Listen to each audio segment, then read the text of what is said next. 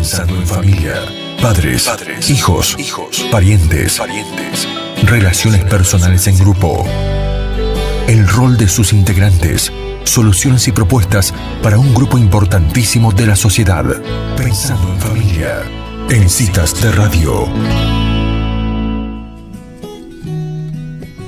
Estamos en comunicación con Natalia Trenchi. Ella es médica, psiquiatra de niños y adolescentes, es psicoterapeuta cognitivo-conductual, además es docente y ha publicado numerosos trabajos.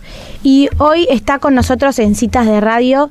Natalia, muy bienvenida a Citas de Radio. Mi nombre es Ángeles. Muchas gracias. Muchas gracias a todos. Bueno, Natalia, acá estamos con un libro tuyo, Educar en tiempos difíciles. Así que tiempos difíciles si los hay. Queríamos hablar un poco con vos de puntualmente de los límites en los hijos, y que nos digas por qué son tan importantes los límites. Perfecto. En realidad lo que es fundamental es saber criar a los chiquilines, ¿verdad? Uh-huh. Fíjate que cuando uno nace no viene como una hoja en blanco como en algún momento se pensó. Uno en realidad ya trae rasgos temperamentales, hay algunos más inquietos, otros más quietos, algunos más reactivos, otros menos, es decir, hay características que uno ya trae puestas desde la fábrica. Uh-huh. Sin embargo, es lo que sucede después sobre eso lo que va a terminar haciendo que uno se transforme en la persona que es. Eso que se hace sobre la base temperamental es la crianza. Uh-huh. Crianza que yo por lo general lo englobo no solo en la familia, que es lo fundamental, pero también en la escuela, ¿verdad? Porque los educadores de alguna manera también crían desde un rol complementario, porque no tienen que cumplir roles de madres ni de padres, pero de todas maneras ocupan un lugar importante. Y en la crianza, el poner límites es central, porque no hay manera de no poner límites. Uno los puede poner bien o mal, pero se ponen siempre. Y cuando hablamos de poner límites, por lo general, lo primero que se nos viene a la cabeza son los no, ¿verdad? Yo cuando le pregunto a los padres, ¿cómo son ustedes para poner límites? Generalmente me dicen, sí, somos bien, porque no puede hacer tal cosa, no puede ser tal otra. Bueno, en realidad, poner límites es mucho más que eso.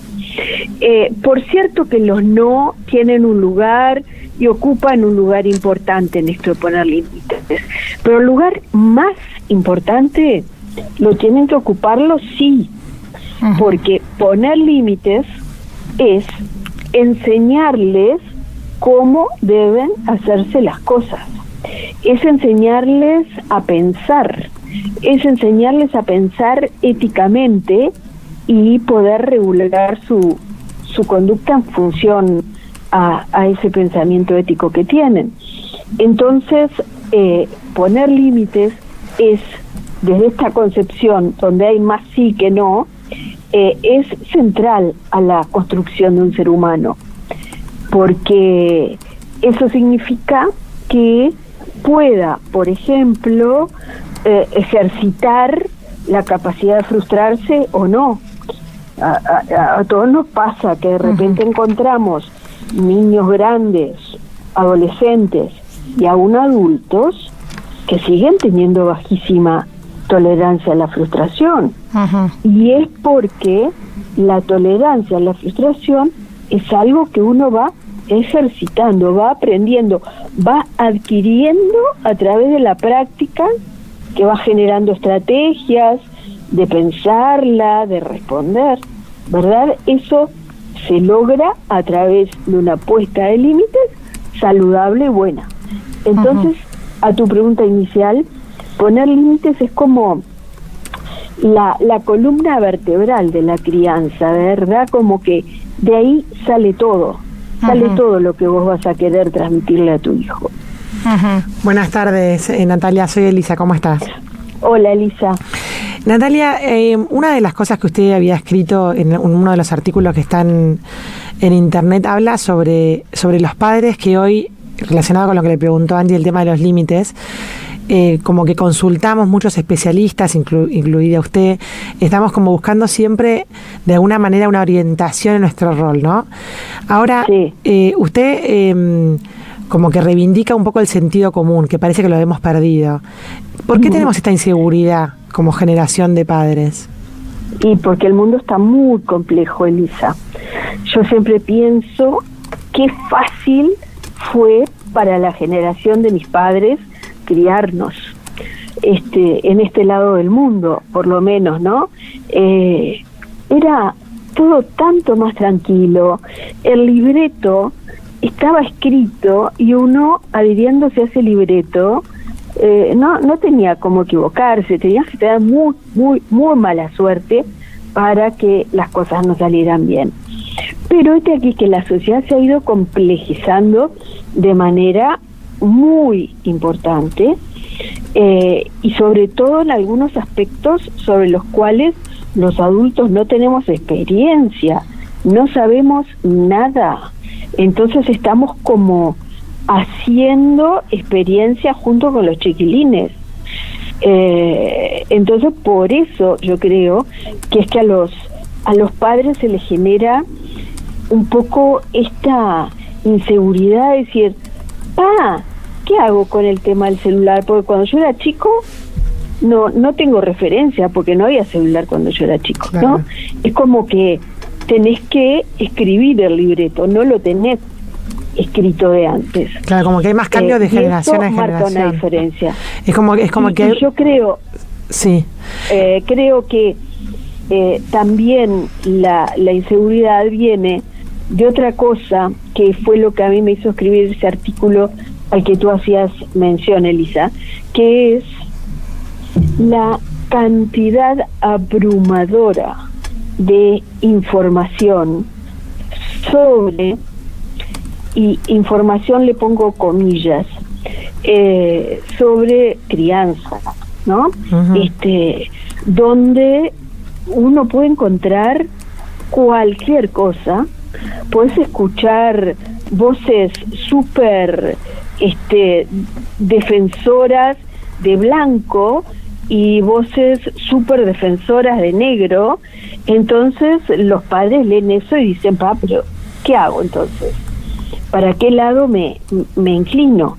Y a eso yo aludía con, lean todo lo que quieran, porque por suerte vivimos en un lugar donde hay libertad de expresión, pero después piensen, averigüen, razonen, utilicen el sentido común, no compren cualquier cosa que esté escrita en internet, ni en libros, ni en ningún lado, ¿verdad? Natalia, volviendo un poco a lo que usted mencionaba del libreto por ahí en generaciones anteriores, puede ser también que ahora la educación no solo a los hijos sino en las escuelas esté apuntada como a una educación más dirigida, más personalizada. Bueno, ojalá fuera que en las escuelas la educación tendiera a ser personalizada, ¿no?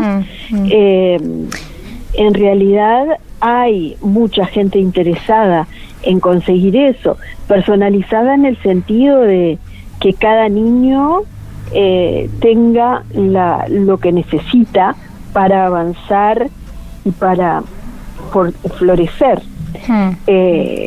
Sin embargo, no es lo masivo. Yo creo que justamente en lo masivo se tiene un modelo de niño, se tiene un objetivo fijo y se trata de lograr recorrer tal camino recto. Hay algunos gurises que pueden hacer eso, y otra cantidad que quedan por el camino o que llegan pero a costa de pensar que el estudio es horrible, algo espantoso, y que en cuanto se puedan liberar, ni locos tocan un libro, ¿no? Entonces, ojalá realmente apuntemos a una educación personalizada que mantenga la motivación por aprender de los chiquilines, ¿no?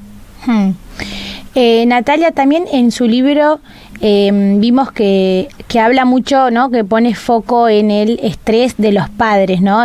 Que eso afecta mucho en la crianza. Sí. ¿Cómo ve a los padres hoy? Realmente a mí el tema del estrés es un tema que me preocupa mucho.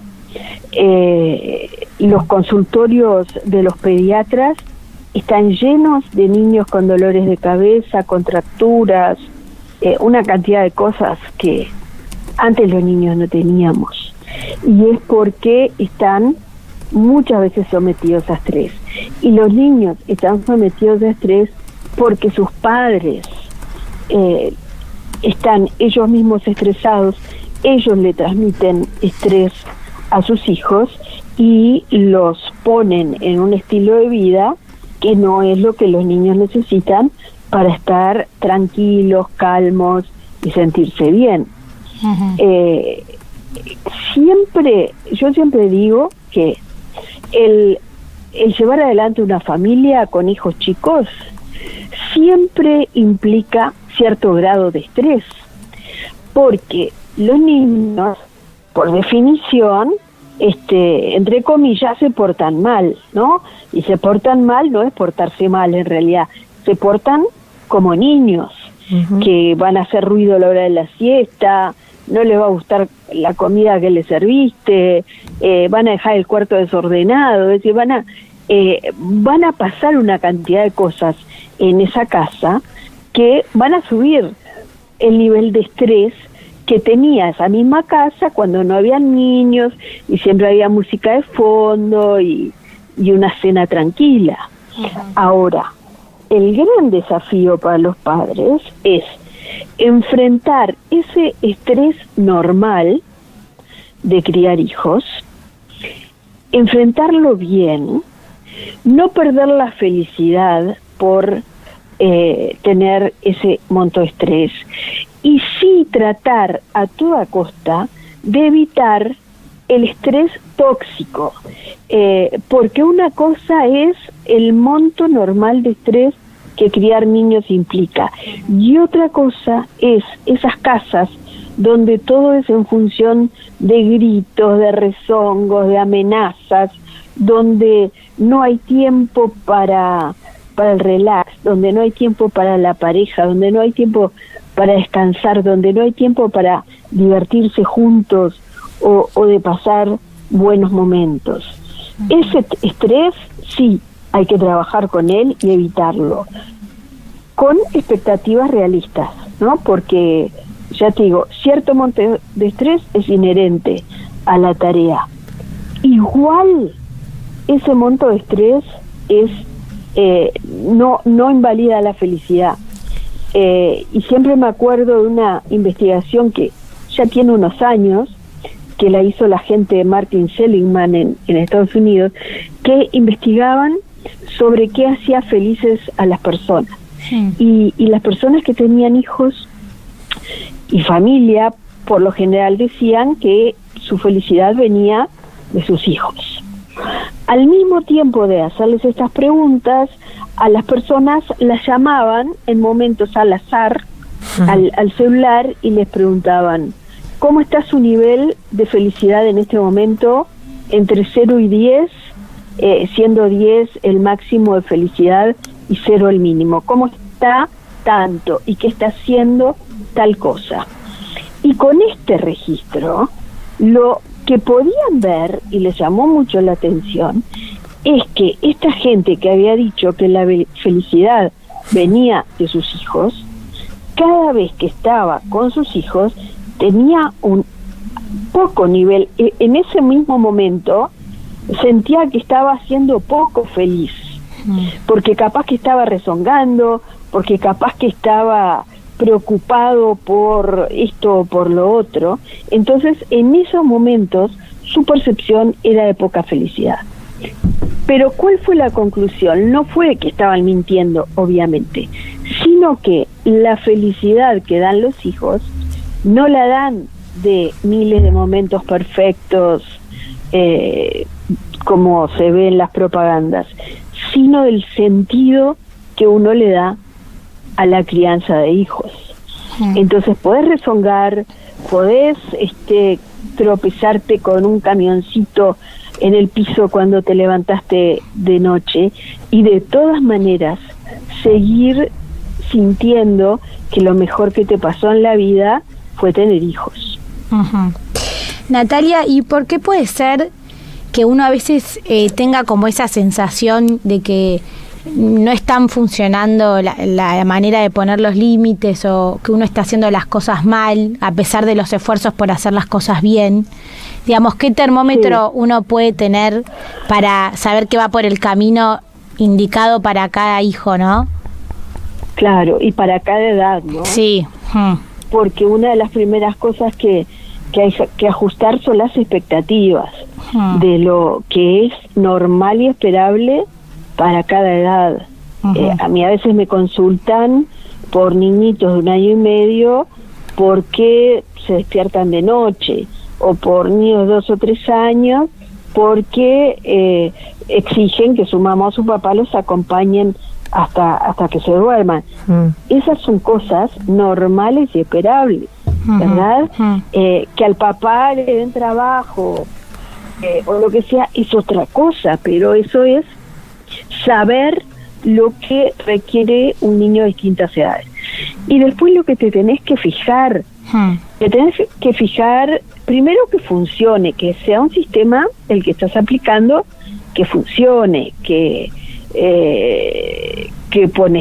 suponete el tema del cepillado de dientes y del baño diario, ¿no? Que es un tema en todas las casas en algún momento de la crianza. Uno no puede pensar que por hacerlo bien una vez, se lo pedí bien y ya no lo tuve que pedir nunca más. Eso es falso. Eso no pasa. Es normal que uno lo tenga que repetir, es normal que uno tenga que buscar estrategias, porque el formar un hábito lleva tiempo. Y para los niños, lavarse los dientes o bañarse todos los días no tiene ningún sentido, se vive más como una imposición que como una necesidad.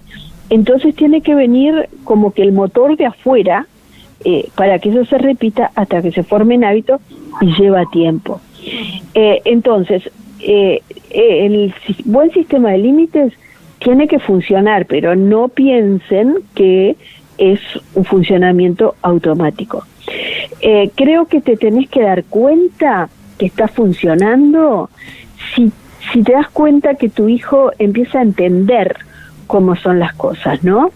Que empieza a no hacer tal cosa o tal otra porque entendió que esa es la regla, porque entendió que es algo que molesta al otro, y no por que vos lo rezongues ni porque lo estés mirando. Porque de última, lo que uno aspira con una puesta de límite saludable es a la autorregulación, ¿verdad? Claro. No que necesiten eternamente a alguien al lado que los esté vigilando, sino que ellos mismos puedan entender. Eso no se puede lograr a los 2, 3, 4, 5 años.